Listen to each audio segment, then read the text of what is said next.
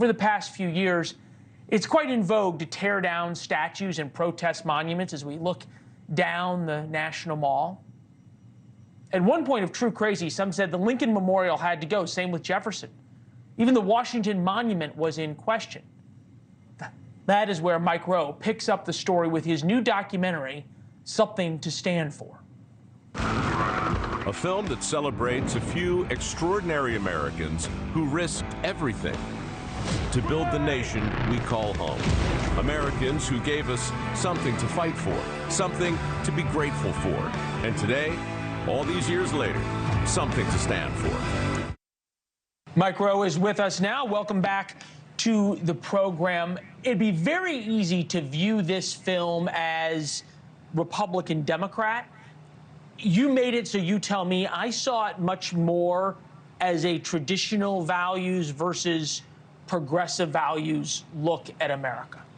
Yeah, I mean, I would say that's pretty close. In my mind, it was more of an American versus anti-American.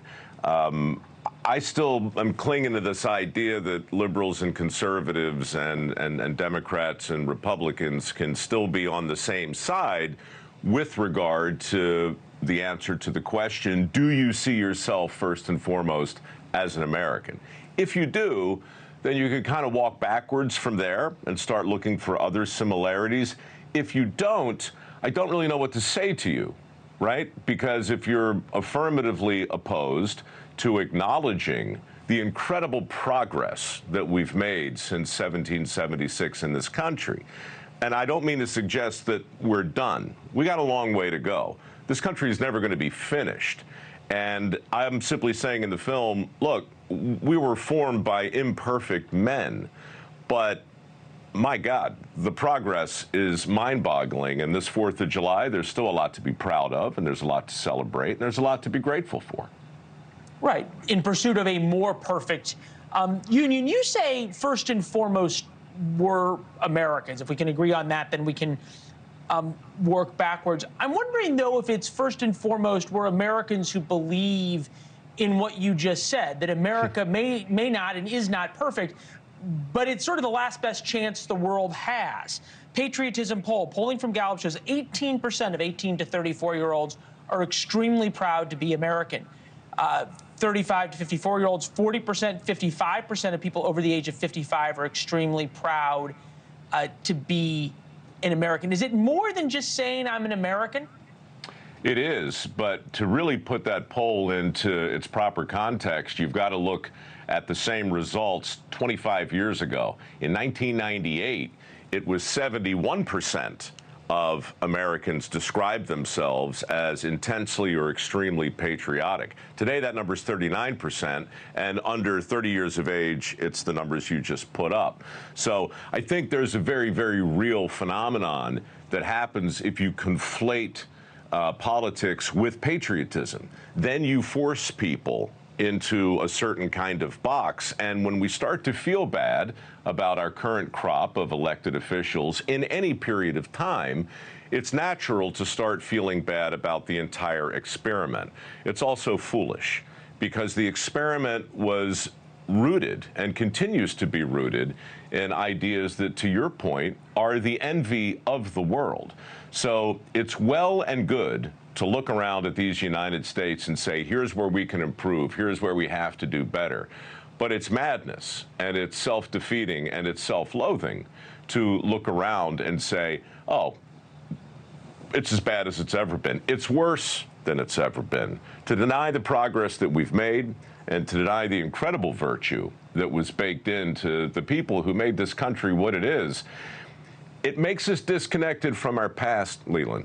And when that happens, then it inevitably follows that we won't be able to appreciate the present, and we won't be able to even come close to predicting the future.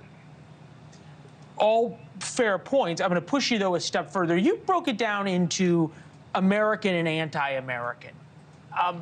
Is there something inherently disconnected between progressives who push that America is inherently racist or has these institutional problems, and celebrating America and putting America first. And you think about the divide, progressive, traditional, urban, rural values.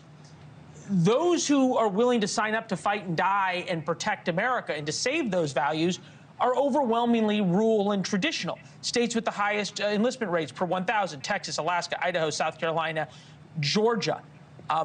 Operation Enduring Freedom. 1 in 4 of the casualties was rural America, despite the fact that rural America accounts for only 19% of adult population in the United States. Without that traditional rural values, no matter what they're called, deplorables, people who cling their guns and religion, ultra MAGA, whatever it is, however they're scorned, they're still the only ones signing up. It's the trap of the binary.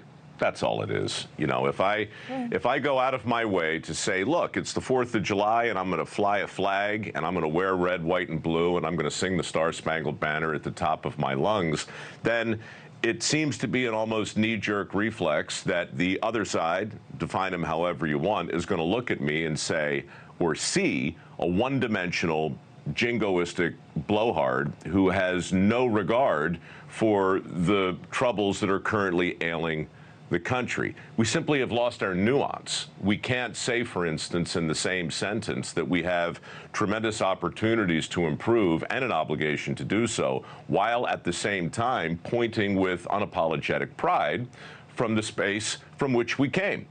We have lost the ability to do that. And my hope with the film is to simply say, look, another thing that we can consciously choose to do is to be grateful for the country we have right now, warts and all.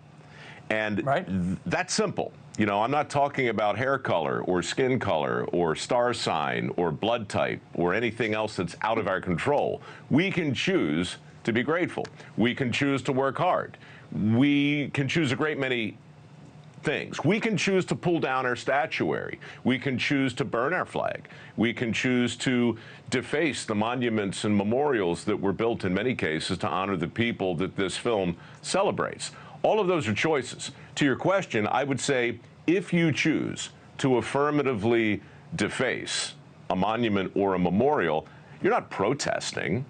You're not a liberal. You're not a conservative. You're not any of those things. You're just anti-American. And I didn't make the movie for you. I made it because of you, but not for you. Fair enough. And I think you also did it to celebrate a lot of the people that you just talked about, right? The people who fought and many who died, going all the way back to the revolution, for that idea, as imperfect as it is. Here's you meeting a Korean War veteran in D.C. When were you in the service? Where were you? 51 to 55. I was in Korea from March of 52 to January of 53. No, my dad was there that same exact time. He was there in 53 and 54. Small world. You weren't in the reservoir. You weren't in Chosin, were you? Oh, hell no. I didn't want to go there. Cold, man. No, them guys, they were the heroes. You know, what struck me as you were at the World War II Memorial when that happened. Yeah, and I'll tell you something else that's interesting. This film, so your viewers know, it consists of 9 short mysteries, like the old Paul Harvey, the rest of the story, right? Okay. And they're very deliberate. They're very deliberately written, and they're very ambitiously recreated. That moment happened while I was setting up to do a stand-up at the memorial. And as I'm sure you know, movies are very, very deliberate things. There's no freelancing. There's no behind-the-scenes stuff. But I saw this guy come in out of the corner of my eye. Andy Michael was his name, with a dozen other guys. They're on an honor flight. And man, I just said to the director, grab the camera. I just want to go over and talk to this guy. And I'm so glad I did, because everything I was trying to accomplish with the movie and all of its intentional deliberateness was summed up in a random encounter with a man. When you see a 91-year-old guy with tears streaming down his face as he sits in front of a wall of stars and contemplates the price that was paid by others for him and how proud he was to return the favor. When you see that and you got a film crew with you and you don't point the cameras or get him into your project, well, that would make you an idiot. All fair. On D-Day, I asked a couple of survivors, or I guess you could say veterans of D-Day, both, if their buddies who died would be proud of what America has become. The answers to it were fascinating. Give us some hope to end this. Did you find people who would become the greatest generation again if called upon? Well, no, but I wasn't looking for them either. What I was looking to do was simply tap the country on the shoulder and say, look, I get it. There's a lot of new curricula in schools. There's a lot of revisionist history. There's a lot of looking back through the lens of today's values. It's so much easier to judge than it is to think.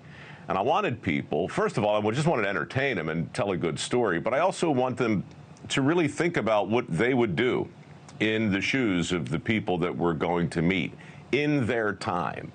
And to also ask yourself candidly, what's your great-great-great-great-grandkid going to think 160, 200 years from now? When they look back at us, right? Are they going to think about who we were and what we did in 2024? Or are they going to judge? Are they going to pull the statues down? What are they going to do? What are we going to do with the meat eaters 200 years from now, right, when we look back? How are we going to remember them? So, look, there's room for grace and there's room for humility. In fact, those two things are essential, I think, if we're going to move forward in anything that doesn't look like some kind of crazy civil war. Thanks for watching. Go to joinnn.com to find NewsNation on your television provider. And don't forget to click the red subscribe button below to get more of NewsNation's fact-driven, unbiased coverage.